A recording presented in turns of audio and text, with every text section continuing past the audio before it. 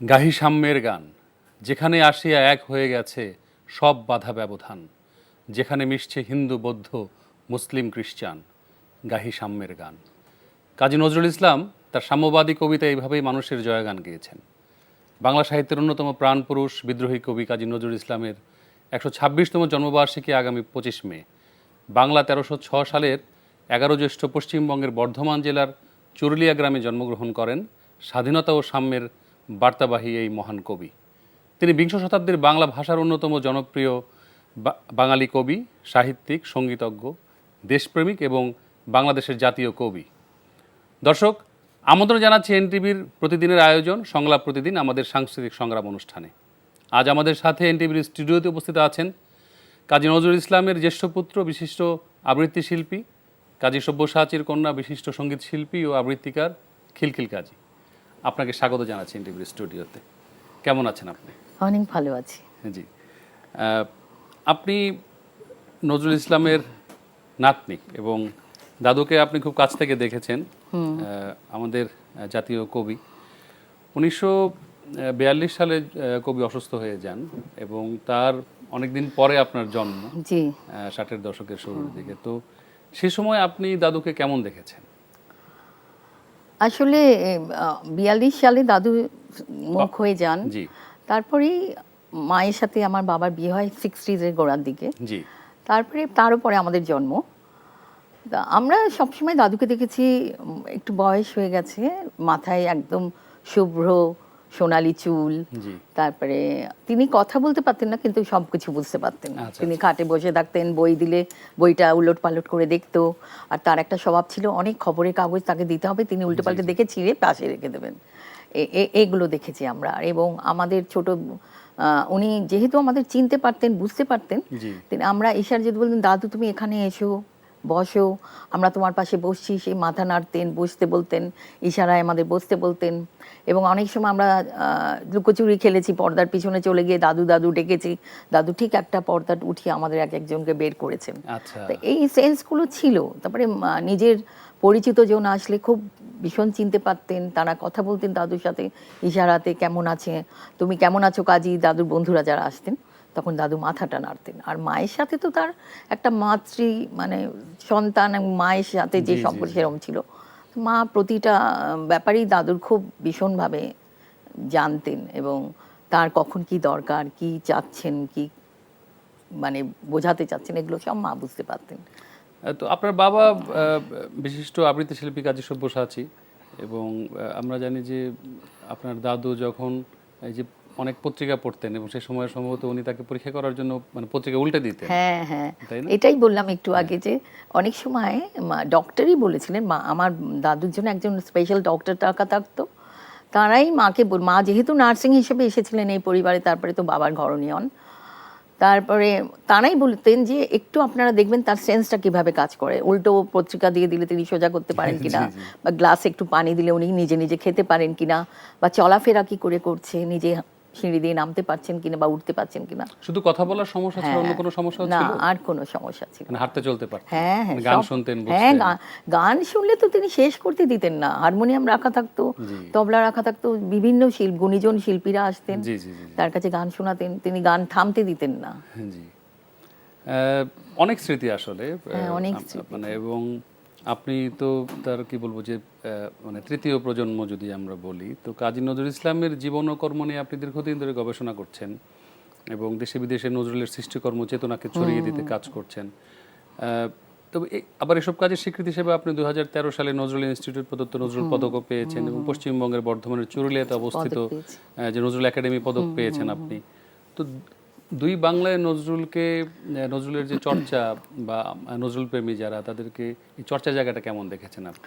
আসলে দুই বাংলা বলতে আমি বাংলাদেশের কথাই বলবো। বাংলাদেশে তো আমি অনেক ছোটবেলা থেকে, এখানে 72 থেকে এসেছিলাম, সেই জন্য আমি অনেকটা দেখেছি দাদুর এখানে চর্চাটা একটু বেশি। পরবর্তীতে যখন গেছেন ওখানে? পরবর্তীতে যখন একটু বড় হয়ে কলকাতা যাওয়া আসা করছি, তখন দেখেছি যে ওখানে দাদুর চর্চাটা একটু কমই হতো, আচ্ছা। কারণ তখন সেভাবে নজরুলকে নিয়ে কেউ চর্চা করছিল না। জি। তারপরে কিছু কয়েকজন গবেষক ছিলেন, শিল্পী ছিলেন, তারা একটু দাদুর জন্মদিন মৃত্যুদিন হলে অনুষ্ঠানে আসতেন, গান করতেন। এবং আমাদের বাড়িতে তখনকার সময় বিরাট দাদুর জন্মদিন পালন হতো। আচ্ছা। কলকাতার কোনো শিল্পী বাদ ছিল না এবং হাজার হাজার মানুষ দাদুকে দেখতে আসতেন। এইটা দাদুর জন্মদিন উপলব্ধি করেছি। এবং আসলে না, অফিসিয়ালি দাদুকে নিয়ে সেভাবে কাজ তখনও ছিল না, কিন্তু জনগণের হৃদয়ে কিন্তু দাদু ভীষণভাবে ছিলেন। সাধারণের মনে নজরুল সাধারণের সবসময় মনে ছিলেন। ভীষণ। আমরা ছোটবেলায় জন্মদিনেই তো দেখেছি হাজার জি, জি, হাজার জি। মানুষ তাকে শ্রদ্ধা জানাতে আসছে। আর জি, জি। এখন তো অনেকটা কাল পেরিয়ে এসছে, এখন জি। ইন্ডিয়া ভারতবর্ষের কবিকে নিয়ে অনেক কাজ হচ্ছে, ইউনিভার্সিটি হয়েছে, তারপরে নজরুল একাডেমি হয়েছে, ওখানে কাজ করছে, নজরুলের গান নিয়ে চর্চা হচ্ছে। সেটা বাংলাদেশ থেকেই শুরু হয়েছে, বাংলাদেশের শিল্পীরা গিয়েছেন সেখানে, প্রমিত সুরটাকে তারা বলেছেন, স্বরলিপিগুলো দিয়েছেন নজরুল ইনস্টিটিউট থেকে। জি, জি, জি, জি। এখন তারা অনেকটা ওয়াকিবহাল দাদুর গান সম্পর্কে। জি, জি। তো আমরা এটা জানি যে আপনার বাবা অত্যন্ত গুণী এবং এই মানে ওই সময়ের অত্যন্ত জনপ্রিয় এবং প্রতিভাবান একজন আবৃত্তি শিল্পী আবৃত্তিকার, ছিলেন এবং আপনি কণ্ঠশিল্পী। হ্যাঁ কণ্ঠশিল্পীও ছিলেন এবং আপনি তার কাছ থেকেই আবৃত্তি শিখেছেন এবং মানে সঙ্গীতের তালিমও কি ওনার কাছ থেকে মানে নিয়েছেন? হ্যাঁ, একটু একটু, বাবা তো মা হাতে হারমোনিয়াম বাজাতো, জি। তা ওই তখন বাবার থেকেই শেখা হতো। বাবাই বলতো হারমোনিয়ামটা নিয়ে বসেছে, এসো এটা করে যাও, এই গানটা দেখে যাও, এই গানটা শিখিয়ে দিই তোমাদের। তো এভাবেই শেখা হয়েছে। কিন্তু ওরা তো ভীষণ স্বল্প আয়ু ছিলেন। জি। যখন আমাদের খুব ভালো করে শেখার সময়, সেই সময়টাকেই বাবাকে হারালাম। তাই খুবই অল্প বয়সে, খুব মাত্র অল্প বয়সে, 49 বছর বয়সে মারা গেছেন। আর আমরা তখন আরো ছোট। তারপরে তো 85 সালের পর থেকে বাংলাদেশে এখানে আছি। এখানে নানান গুণীজনের কাছ থেকে শিক্ষা গ্রহণ করে, তাদের কাছ থেকে শিখে এই পর্যন্ত এসেছি। তো আজকের অনুষ্ঠান স্বাভাবিকভাবে আপনার কাছ থেকে আমাদের জাতীয় কবি কাজী নজরুল ইসলামের একটি কবিতার আবৃত্তি শুনতে চাইব। হ্যাঁ, নিশ্চয়ই নিশ্চয়ই শোনা।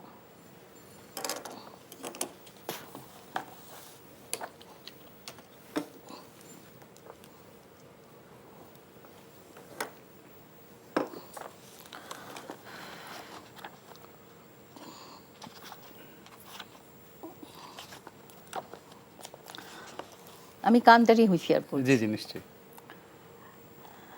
দুর্গমগিরি কান্তার মরুদুস্তর পারাবার, লঙ্ঘিতে হবে রাত্রি নিশীথে, যাত্রীরা হুঁশিয়ার। দুলিতেছে তরি, ফুলিতেছে জল, ভুলিতেছে মাঝি পথ, ছিড়িয়াছে পাল, কে ধরিবে হাল, আছে কার হিম্মত। কে আছো জোয়ান, হও আগুয়ান, হাঁকিছে ভবিষ্যৎ। এ তুফান ভারী, দিতে হবে পারি, নিতে হবে তরি পার। তিমির রাত্রি মাতৃ মন্ত্রী শান্ত্রীরা সাবধান, যুগ যুগান্ত সঞ্চিত ব্যথা ঘষিয়াছে অভিযান। ফেনাইয়া ওঠে বঞ্চিত বুকে পুঞ্জিত অভিমান, ইহাদের পথে নিতে হবে সাথে, দিতে হবে অধিকার। অসহায় জাতি মরিছে ডুবিয়া, জানে না সন্তরণ, কান্ডারি আজি দেখিব তোমার মাতৃমুক্তিপণ। হিন্দু না ওরা মুসলিম, ওই জিজ্ঞাসে কোনজন, কান্ডারি বল ডুবেছ মানুষ, সন্তান মোর মার। গিরি সংকট ভীরু যাত্রীরা গুরু গরজায় বাজ, পশ্চাৎ পথযাত্রীর মনে সন্দেহ জাগে আজ। কান্ডারি তুমি ভুলেবি কে পথ, ত্যাজিবে কি পথ মাঝ, করে হানাহানি তবু চলো টানি, নিয়াছ যে মহাভার। কান্ডারি তব সম্মুখে ওই পলাশির প্রান্তর, বাঙালির খুনে লাল হলো যেথা ক্লাইভের খঞ্জর। ওই গঙ্গায় ডুবিয়াছে হায় ভারতের দিবাকর, উদিবেশে রবি আমাদেরই খুনে রাঙিয়া পুনর্বার। ফাঁসির মঞ্চে গেয়ে গেল যারা জীবনের জয়গান, আসি অলক্ষ্যে দাঁড়াইছে তারা, দিবে কোন বলিদান। আজি পরীক্ষা জাতির অথবা জাতির করিবে ত্রাণ, দুলিতেছে তরি ফুলিতেছে জল, কান্ডারি হুঁশিয়ার। বাহ, ধন্যবাদ আপনাকে। দাদুকে কখনো কবিতা আবৃত্তি শোনানোর সুযোগ হয়েছিল? হ্যাঁ হ্যাঁ, ছোটদের কাঠবিড়ালি, আচ্ছা। তারপরে ছোটদের যা কিছু ছিল ওগুলো বাবা বলতেন পড়তে, দাদুর সামনে দাঁড়িয়ে পড়তাম। জি। খুবই মজার স্মৃতি নিশ্চয়ই। তো বাংলাদেশের একজন জাতীয় কবি হওয়া সত্ত্বেও কবি হিসেবে, জাতীয় কবি হিসেবে বাংলাদেশ সরকার কর্তৃক এখন পর্যন্ত কোনো লিখিত স্বীকৃতি বা মানে গেজেট প্রকাশ হয়নি। এটা কিছুদিন আগে হয়ে গেছে। কিছুদিন আগে হয়েছে। হ্যাঁ, কিছুদিন আগে অনেক অনেক, আমি এটা নিয়ে অনেক কাজ করেছি। যাতে গেজেটে তাকে রাখা হয়। জি। তা অন্তত এই সরকারের সময় সেটি হলো এবং অত্যন্ত আনন্দের বিষয় এটি। আচ্ছা আচ্ছা। দেরিতে হলেও হয়েছে। হ্যাঁ, এটা অত্যন্ত একেবারে জরুরি ছিল। অনেক অনেক জরুরি ছিল এবং এটা দীর্ঘদিন পরে। দীর্ঘদিন পরে। আমি জানি না এতগুলো সরকার এসেছেন কেন তারা করেননি, এটা তাদের কোথায় অসুবিধা ছিল। আমারও সেটাই জানার ছিল যে হ্যাঁ। আসলে এত দেরি হলো কেন। কোথায় অসুবিধা ছিল তাদের আমি জানি না। অনেকবার যে কটা জি। আমি তো ৩-৪টে সরকারের সময় এই দেশে আছি, জি জি কিন্তু জি। তো আপনি নজরুল ইনস্টিটিউটের ট্রাস্টি বোর্ডের সম্মানিত চেয়ারম্যান চেয়ারম্যান, হিসেবে আছেন চেয়ারম্যান। এবং 2024 সালে আপনি নিয়োগ পেয়েছেন। তো এই ট্রাস্টি বোর্ডের মাধ্যমে কি ধরনের কর্মকাণ্ড পরিচালিত হয়ে থাকে? আসলে নজরুল ইনস্টিটিউট যে কোনো যাবতীয় দাদুর কর্মকাণ্ড, যেমন বই প্রকাশ, গানের ব্যাপার, গান বার করা, বা কোন শিল্পীরা কোন গান গাইবে, বা জি। আমাদের ইনস্টিটিউটের কোনটা জরুরি, কি করতে হবে কবির জীবনের জন্যে, এই সব কিছুই ইনস্টিটিউটের ট্রাস্টি বোর্ড মানে পরিচালনা করে। এবং যাবতীয় মনে করুন আহ, গুরুত্বপূর্ণ বিষয় যেটা আমাদের হস্তক্ষেপ অত্যন্ত জরুরি, সেগুলো ইনস্টিটিউটে করে থাকে ট্রাস্টি বোর্ড। তো মানে আপনার বাবা সার্বক্ষণিক সময় একেবারে মানে কবি নজরুলের সঙ্গেই ছিলেন এবং তার সেবা শুশ্রূষা করেছেন। ওই সময়টাতে আপনার বাবা মায়ের যে পরিচয় এবং প্রণয়ের বা বিয়ের যে মানে গল্পটা খুব ইন্টারেস্টিং। আসলে দাদু তো তখন অসুস্থ, আবার দাদিও প্যারালাইজড। ওই সময় তারা একটা বিজ্ঞাপন দিয়েছিলেন যে একটি লক্ষ্যে সেবিকা লাগবে। একটা সেবিকা লাগবে, সুন্দর একটা সেবিকা লাগবে যে এদের সেবা করতে পারবে। এবং এই বিজ্ঞাপনটি আমার মায়ের চোখে পড়ে। মা তখন নার্সিং শেষ করে জি। বসেছিলেন এবং কাগজের বিজ্ঞাপনটি তার বান্ধবী দেখেছিল। তো বান্ধবী দেখে মাকে বলেছিল যে একজন বিখ্যাত কবি, তাকে সেবা করার জন্য একজন নার্স চাইছে, তুই কি যাবি? তখন মা বলল হ্যাঁ আমি যাব। তখন মা গিয়ে প্রমীলা নজরুল ইসলামের সাথে দেখা করলেন। তখন প্রমীলা নজরুল বললেন তুমি তো অনেক ছোট, তুমি কি পারবে? তখন মা বললেন যে মায়ের তখন 16-17 বছর বয়স হবে। তখন মা বললেন হ্যাঁ নিশ্চয়ই পারবো, কারণ আমরা তো এই সেবা করেই এই সেবা শুশ্রূষা জি। থেকেই এসেছি, জি জি জি। বাচ্চাদের সেবা করে এসেছি। তা কবি তো আমার কাছে শিশুর মতনই। তা এইভাবেই মায়ের এই পরিবারে আসা, এবং এত সুন্দর করে মা সেবা যত্ন করতে থাকলেন দাদুকে। জি জি। এবং দাদি ভীষণ প্রসন্ন হলেন, এবং সেই সঙ্গে আমার বাবাও কিছুটা মন দিয়ে ফেললেন উমা কাজীর উপরে, মানে আমার মায়ের জি উপরে। জি মায়ের। তারপরেই দাদিকে বললেন আমি একে বিয়ে করতে চাই। তারপর জি। দাদি রাজি হলেন এবং বিয়েটা হলো। তো কাজী সব্যসাচী এবং উমা কাজীর ঘরে আপনারা 3 সন্তান। হ্যাঁ, খিলখিল কাজী আপনি এবং মিষ্টি মিষ্টি কাজী কাজী এবং এবং বাবুল কাজী। বর্তমানে কে কি করছেন এবং সেটা কি জানতে চাই? হ্যাঁ, মিষ্টি কাজী এখন আছে ঢাকায়। ও গৃহিণী, তারপরে ও দাদুর অনুষ্ঠানে যায়। জি। এবং আমার ভাই তো একজন ব্যবসায়ী ছিলেন। ব্যবসায়ী ছিলেন। কিছুদিন আগে, দুঃখের বিষয় যে কিছুদিন আগেই ও মারা গেছে জানুয়ারি জি, জি। মাসে। একমাত্র ভাই আমার। আর ওকে হারিয়ে আমরা একদম দিশাহারা হয়ে গেছি। অত্যন্ত দুঃখের বিষয়। ওর মৃত্যুটাও খুব দুঃখজনকভাবে হয়েছে।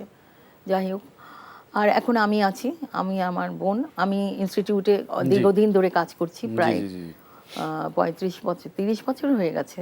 আর আমি এখন ট্রাস্টি বোর্ডের চেয়ারম্যান। আর নজরুল ইনস্টিটিউটের সার্বিক যা কিছু জি দেখা, মানে নজরুলের জন্য যেগুলো অত্যন্ত প্রয়োজনীয় এবং যেগুলো সুফল দেবে, সেই সব কাজেই আমরা নিয়োজিত। জি জি। কাজী নজরুল ইসলামের 4 সন্তান, সম্ভবত তাদের সন্তান মানে আপনারা যারা আছেন এবং আপনাদের পরবর্তী যে প্রজন্ম আছে তারা নজরুলকে কিভাবে ধারণ করছেন বা তারা খুব গর্বিত বোধ করে যে তাদের প্রোগ্রাম, মানে দাদা, মানে কি বলবো, দাদাজি ওদের মানে এত নাম করা একজন কবি পরিবারে তাদের জন্ম হয়েছে। যেখানে যায় যদি শুনতে পায় যে এই পরিবারের ছেলে মেয়ে, তাদেরকে খুব আদর যত্ন করে। এবং তারা তো সবাই ছোট, এখন অনেকেই ইয়াং হয়ে গেছে। ওরাও বলছে, আমরা যারা ইংরেজি নিয়ে পড়াশোনা করেছে তারা বলছে আমরা দাদুর কিছু কাজ করবো, ইংরেজিতে ট্রান্সলেশনের কাজ শুরু করতে চাচ্ছি। এটা আমরা খুব আনন্দিত হয়েছি যে ওরা এই কাজটা, আমরা অনেকবার বলেছি ছেলে মেয়েদের যে তোমরা যদি ইংরেজি নিয়ে কাজ করো তাহলে নিশ্চয়ই আগে দাদুকে নিয়ে কাজ করবে। তাদের মধ্যে কেউ কি শিল্প সংস্কৃতি চর্চার সঙ্গে যুক্ত এই আছে? এই লেখালেখির মধ্যেই আছে, এগুলোর মধ্যেই আছে। আচ্ছা। তো আমরা যে 2016 সাল থেকে আপনি বাংলাদেশ ও ভারতে দুজন আবৃত্তিকারকে কাজী সব্যসাচী স্মৃতি পুরস্কার দেওয়ার উদ্যোগ নিয়েছিলেন। তো এইটা কখন কিভাবে শুরু হয়েছিল এবং এখনো কি এটা চলছে? এই কোভিডের সময় থেকে কিছুদিন বন্ধ ছিল, আবার আমি শুরু করব সামনে। আমার বাবা কাজী সব্যসাচী এই উপমহাদেশের মানে এরম এক কণ্ঠস্বরের অধিকারী ছিলেন, এই কণ্ঠস্বর আর আসবে না এবং আবৃত্তিকারও আসবে না। তিনি মানে আধুনিক কবিতার পথপ্রদর্শক ছিলেন। জি। তাকে নতুন প্রজন্মের কাছে চিনিয়ে দেওয়ার জন্যেই, পরিচয় করিয়ে দেওয়ার জন্যেই আমার এই প্রচেষ্টা, কাজী সব্যসাচী স্মৃতি পুরস্কার। এবং আমার অনেক দিনের আশা ছিল সৌমিত্র চট্টোপাধ্যায় ওই পারের দেব, এখানে তখন কাজী আরিফ ছিলেন, তাকে দিয়েছি। কারণ 2016 সালে সেটা। হ্যাঁ, 16 সালে দিয়েছি।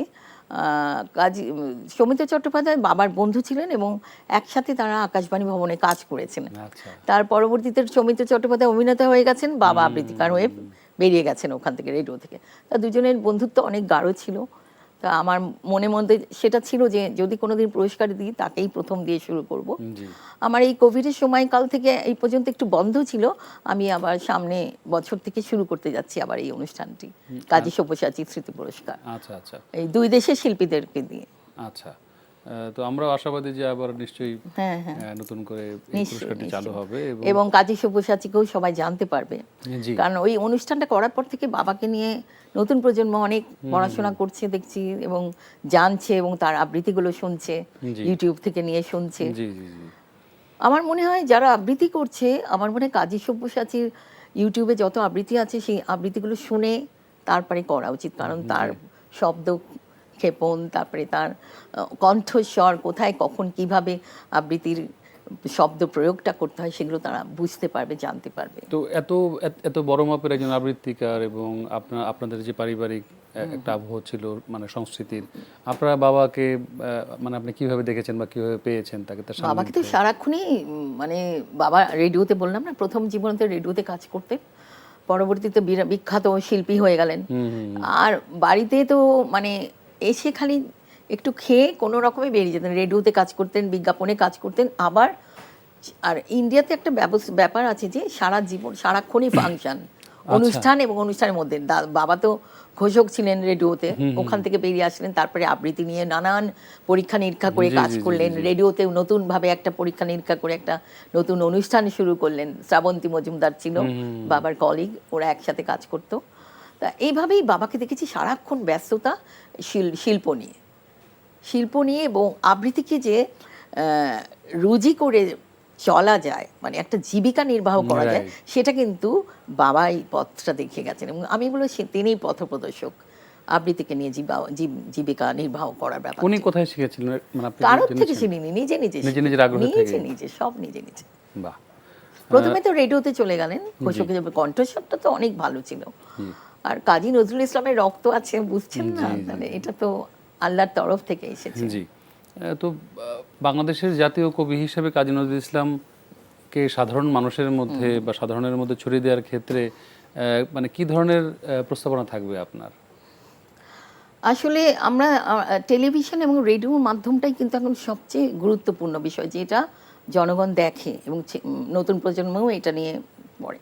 আমার মনে হয় যত বেশি আমরা টেলিভিশনগুলোতে এবং রেডিওতে তাকে নিয়ে চর্চা করব, তার জীবনের তো নানান দিক আছে, তাই একটা দিক তো নেই এই জন্মদিন মৃত্যুদিনকে কেন্দ্র করেই তার অনুষ্ঠান না, সারা বছর আমরা তার মানবতাকে নিয়ে কাজ করতে পারি। তার যে উদার মনোভাব ছিল একটা, তারপরে সকল মানুষকে এক করে দাঁড় করাবার যে চেষ্টা, সাম্যের কথা বলেছেন, এই কথাগুলো যদি আমরা রেডিওতে প্রচার করি, টেলিভিশনে বলি, নতুন প্রজন্মকে নজরুলের কথা বলি, তার গল্পটা শোনাই, তার জীবন চারণটা শোনাই। আসলে আমার মনে হয় নজরুল যেভাবে সংগ্রাম করে, যেভাবে মানে কি বলবো, তিনি দাঁড়িয়ে এসেছেন, একটা জায়গা থেকে বেরিয়ে এসেছেন, এটা কিন্তু সকল নতুন প্রজন্মকে শেখা উচিত। কারণ তারাও অনেক সংগ্রাম করছেন। নজরুলের সংগ্রামী জীবন পড়লে বা দেখলে বা বুঝলে তাদেরও একটু তারা অনুপ্রাণিত হবে। আমার মনে হয় এইসব কাজগুলো যদি আমরা টেলিভিশন রেডিওতে প্রচার করি, প্রতি মাসে একটা করে অনুষ্ঠান করি, তাহলে কিন্তু নজরুলকে তারা আরো বেশি গাঢ়ভাবে চিনবে। জি জি, উনি যেমন নজরুলের ইসলামিক গান বা আমনাদ বলি, আমরা যদি বলি, শ্যামা বলি, তো ওনার মতন তো শ্যামা সঙ্গীত আর কেউ রচনা করতে এরকম যেমন উনি করেছেন, আবার ইসলামী গান, ইসলামী গান করেছেন, আবার ধর্মনিরপেক্ষতার কথা বলেছেন, অসাম্প্রদায়িক চেতনার বার্তাও দিয়েছেন। অসাম্প্রদায়িক চেতনার কথা তিনি যেভাবে বলেছেন আর কোনো কবি বলতে পারেন। তো সেটার প্রকাশ বা আমাদের সমাজ বাস্তবতায় তার প্রয়োগ আসলে আমরা দেখছি না। কারণ কেন দেখছি না? যে আমরা কাজী নজরুলকে সেভাবে ধারণ করছি না, তার জীবন পড়ছি না, তাকে শুনছি না। তাকে তাকে জানার জন্য নানান বই আছে, জি তাই না? এখন তো ইউটিউব এসে গেছে, ইউটিউব মাধ্যমেই তো তাকে আমরা কতভাবে জানতে পারছি। জি জি জি জি তার গান কবিতার মাধ্যমে তাকে জানতে পাচ্ছি, তার যে সাহিত্য আছে তার মধ্যে দিয়ে তাকে জানতে পারছি, তিনি যে কত লিবারেল ছিলেন, জি জি জি তিনি মানুষকে মানুষ হিসেবে গণ্য করেছেন, তাই তো বলতে পেরেছিলেন যে মানুষের চেয়ে বড় কিছু নাই, নয় নয় কিছু কিছু মহিয়ান। এই কথাটা তিনি যেভাবে বলে গেছেন, আসলে আমরা আমাদের আমাদের নিজেরও কিছুটা দায়িত্ব আছে যে সকলে মিলে যে যেভাবে পারি নজরুলের এই কথাগুলো যদি আমরা সবসময় প্রচার করতে পারি, জি। তাহলে তাদের কানেও পৌঁছাবে। এমনিতে রাষ্ট্রীয়ভাবে নজরুল ইসলামের বায়োগ্রাফি বা জীবনী গ্রন্থ বা চলচ্চিত্র কি নির্মিত হয়েছে? এমন তো কিছু হয়নি। না, অনেক আগে হয়েছিল, অনেক আগে হয়েছিল। তারপরে 70 মাঝামাঝি একটা ডকুমেন্টারি হয়েছিল, ওখানে কলকাতাতে করা হয়েছিল। ওই ডকুমেন্টারিটা কলকাতার কোনো আর্কাইভে আছে বোধহয়। ওই একটাই হয়েছে, সেভাবে তো কেউ এগিয়ে আসেনি। আর আমি বলতে চাচ্ছি যে অনেকেই আছেন, তারা বলছেন আমরা ডকুমেন্টারি, কিন্তু তারা তো অনেকেই কিন্তু বলতে আমি বাধ্য হচ্ছি, তারা কিন্তু ডকুমেন্টেশনটা জানেন না, ডকুমেন্টারি কাকে বলে সেটাও বুঝতে পারেন না। কারণ আমার মনে হয় যারা ডকুমেন্টারি সত্যিকারে ভালো করে করছেন, তাদের কিন্তু কাজী নজরুলকে নিয়ে কাজ করার অনেক জায়গা আছে। জি, আপনি বলছিলেন যে নজরুল ইসলামকে নিয়ে চলচ্চিত্র বা রাষ্ট্রীয়ভাবে এমন কিছু তো এখনো পর্যন্ত হয়নি। সেভাবে হয়, জি, সেভাবে অনেকে সেভাবে। করেছেন, একটু একটু করে করেছেন, কিন্তু একটা আছে না যে সেই লেভেলের কেউ এসে জি। কাজী নজরুল ইসলামকে নিয়ে কাজ করতে যাচ্ছে। এমন কিছু করার কি কোনো হ্যাঁ, উদ্যোগ এরকম আছে? আমাকে কিছুদিন আগে, মানে লাস্ট ইয়ারে, পশ্চিমবঙ্গ থেকে বিখ্যাত ডিরেক্টর গৌতম ঘোষ উনি জানালেন দাদুকে নিয়ে একটা ফিচার ফিল্ম করতে চান। আচ্ছা। তা আমরা বললাম ঠিক আছে, অত্যন্ত আনন্দিত হলাম, তো ওনাকে পারমিশন দিয়ে দিয়েছি। হুম হুম হুম হুম। এখন উনি শুরু করতে যাচ্ছেন বোধহয়, এটা হলে খুবই আচ্ছা, ভালো হবে। এটা তো খুবই আশার খবর। এবং আশার আমাদের খবর। দেশেও আসলে নজরুলকে নিয়ে জাতীয় কবি হিসেবে যে ধরনের চর্চা হওয়া উচিত ছিল, সেই পর্যায়ের চর্চা কিন্তু হচ্ছে না। এবং মানে আপনি জানেন আমাদের এনটিভিতেও একটি নিয়মিত অনুষ্ঠান আমরা করে হ্যাঁ থাকি হ্যাঁ, বাঁশরীর দেখেছি। নিবেদনে। এটা একটা দীর্ঘ ধারাবাহিক অনুষ্ঠান এবং এটা চলছে, আবারও সামনে শুরু হবে। তো নজরুল সম্পর্কে আপনার বাবা বা আপনার মানে জানার জায়গা থেকে যদি আমরা জানতে চাই, আমরা পাঠ্য বইয়ের বাইরে নজরুলকে তো সেভাবে পাই না, তো আপনাদের কাছ থেকে হয়তো আমরা জানতে পারি যে নজরুল সম্পর্কে এমন কোনো তথ্য, এমন কোনো কথা যেটা আপনি জানেন, আমাদেরকে জানাতে চান বা দর্শকদের জানাতে চান। না, এরকম আছে, অনেক কিছুই আছে। তিনি তো ভীষণ, অনেকে বলতেন যে এত ব্যস্ত থাকতেন যে তার ছেলে স্ত্রীর খবর রাখতে পারতেন না। অনেকে বলেছেন অবহেলা করেছেন, তা তো নয়। তিনি তখন গ্রামোফোন কোম্পানিতে সুরকার। জি। যখন আমার দাদি প্রমীলা নজরুল অসুস্থ হয়ে পড়লেন, তখন নাকি তিনি খুব কম ওখানে বসতেন, আচ্ছা। দাদির জন্য চলে যেতেন, যে তো বাকিটা তোমরা করে নাও, হুম হুম হুম। আমি পরের দিন দেখাবো, আমাকে যেতে হবে, তোমাদের ভাবি অসুস্থ। জি জি তা জি। এইভাবে তিনি তারপরে ছেলেদের দুইজন ছেলেকে খুব ভালো স্কুলে দিয়েছিলেন, মাঝে মাঝে তাদের পড়াশোনা দেখতেন হুম হুম হুম। এবং বকাঝকাও করতেন, কারণ দুই ছেলে তো দোষী ছিল, মানে খুবই দুষ্টু ছিল। একদিন একদিন কি হয়েছে, একটা ঘটনার কথা বলি, বাবার জি। একটা মানে স্মৃতিচারণ থেকে বলছি। বলছে দাদু, দাদি এবং দাদির বোনরা সবাই মিলে একটা ঘরে খাওয়া দাওয়ার পরে গল্প করছেন, আর পরের বা ঘরে দাদুর সব লেখার খাতাগুলো, এত এত খাতা জমা ছিল। তো আমার চাচা আর বাবা তখন বোধহয় 12-13 বছর বয়স। জি। ওরা কি করলো, ওরা তো অত্যন্ত দুষ্টু, ওরা বললো আমাদের দিকে তো কেউ আজকে খেয়াল দিচ্ছে না, সব তো নিজেরা গল্পে মশগুল। হুম হুম। তখন ওরা কি করলো, দাদুর এই ভালো ভালো গানের খাতাগুলো নিয়ে এক জায়গায় জড়ো করে জি। সেখানে দেশলাই দিয়ে পুড়িয়ে দিয়েছে, আর দাউ দাউ করে আগুন জ্বলছে। ওরা তো বুঝতে পারেনি অনেক আগুন জি, জি, জ্বলবে। জি। তখন নিচে গরু পালতো গোয়ালারা ছিল, আচ্ছা। তারা বলছে কাজী সাহেব, মানে দাদুকে বলছে কাজী সাহেব আপকা ঘর মে আগ লাগ গিয়া, মানে আচ্ছা। আপনার ঘরে আগুন লেগে গেছে, আগুন আপনি লেগেছে। দেখুন। চিৎকার চেঁচামেচি শুনে দাদু বলছে কে চেঁচাচ্ছে দেখি তো। হুম। দেখছে যে গোয়ালারা চেঁচাচ্ছে, মানে যারা গরু পালে তাদেরকে গোয়ালা বলা হয়। তো ওরা বলছে আপনার ঘরে আগুন লেগে গেছে, আপনি দেখুন। তা গিয়ে দেখে ওই ঘরে দাউ দাউ করে আগুন জ্বলছে, ছেলে দুটো কোনায় ভয়ে কাঁপছে। তখন দাদু বের করে, দাদু নাকি এমনভাবে একটা গর্জন করেছে ওদের দিকে তাকিয়ে, আর চোখ বড় বড় করে লাল হয়ে গেছে। বলছে, আমার বাবা লিখছে, এইরকম রাগান্বিত চেহারা বাবার আর কোনোদিন আমরা পাইনি। ভীষণভাবে আমরা বকা খেয়েছিলাম, কারণ দাদুর বিখ্যাত কিছু গানের জি, জি, খাতা আমরা জি, জি। পুড়িয়ে ফেলেছিলাম। এরকম অনেক দুষ্টুমি করতো ওরা, দাদুর শাসনও ছিল, এবং স্কুলেও নিয়ে গেছেন নিজের সঙ্গে করে, স্কুলে জি, নিয়ে জি। যেতেন।